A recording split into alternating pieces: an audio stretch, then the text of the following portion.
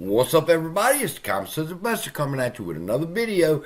And what? Y'all thought I was just going to forget about Citigroup? Hell no. What I did was I finished the argument and I sent it to Corax. All right, I sent him the argument that I wrote and the exhibits that I had to prove my case. Now, I've been waiting for about a week for him to respond because he said he wanted to take his time and go through it with a fine-tooth comb. And I finally got a response from him. Now, if you're wondering why I care about what Noisy Corax says, we have had our little differences in the past, but we're both the type of men that can reach across the aisle and shake each other's hands. And he is one of the smartest people in our community. I said one of the smartest. He ain't the smartest. But the point is this. I respect his opinion when it comes to reading and interpreting legal documents. Just from what his research and study has taught him through in the past, he applies now and looked at the case and he says, okay, he had one problem. And he said right here, what my concern is that since while you are making a fiduciary duty claim, it is styled as a securities fraud action, you may be subject to the Private Securities Litigation Reform Act like I was and have to follow its heightened pleading standards. And he gave me all of them. Now what I done was I went over to ChatGPT.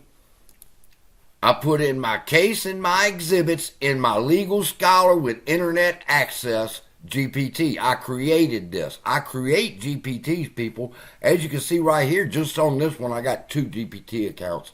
I got 19 right here. One of them's my legal scholar with access to the internet.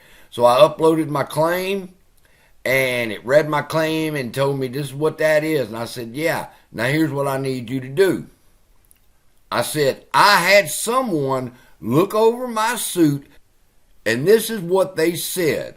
My concern is that since while you are making a fiduciary duty claim, it is styled as a securities fraud action, you may be subject to the Private Securities Litigation Reform Act like I was and have the following heightened plea. And I gave it to him. And ChatGPT said, well, whoever told you that knew what the fuck they were talking about. All right, and ChatGPT goes on to tell me that Corax is right. With the way that I have it phrased, it looks like it's a securities claim, and I needed to change the wording. Well, that was no big deal. I said, okay, where do I need to change the wording? I said, what can I do so that it wouldn't fall under the Private Securities Litigation Reform Act, all right? And it told me, shifting the frame of your lawsuit away from securities fraud and more towards breach of fiduciary duty might help avoid the strict standards of the PSLRA. And he's right. While the securities fraud claims are significantly targeted by the PSLRA, claims centered on breach of fiduciary duty might not be provided they don't also allege securities fraud. So I had to be careful. I said, what changes should I make? And it gave me 4 suggestions. And from those 4 suggestions, I now have the new claim ready to go. Everything in blue right now is the changes that ChatGPT told me should be done as far as the language is concerned, okay?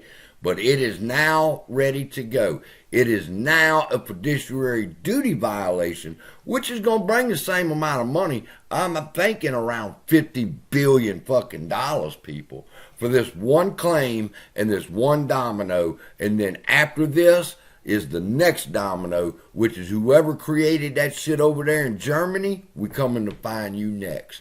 So with that, love y'all. Be blessed. I'm going to put this back into the format that it needs to be and get it over to Corax again for his approval. Once he approves it, it's off to the courts, people.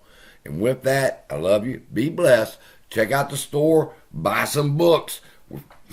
Legal fees, it looks like. Be blessed, and I'll see you in the next video.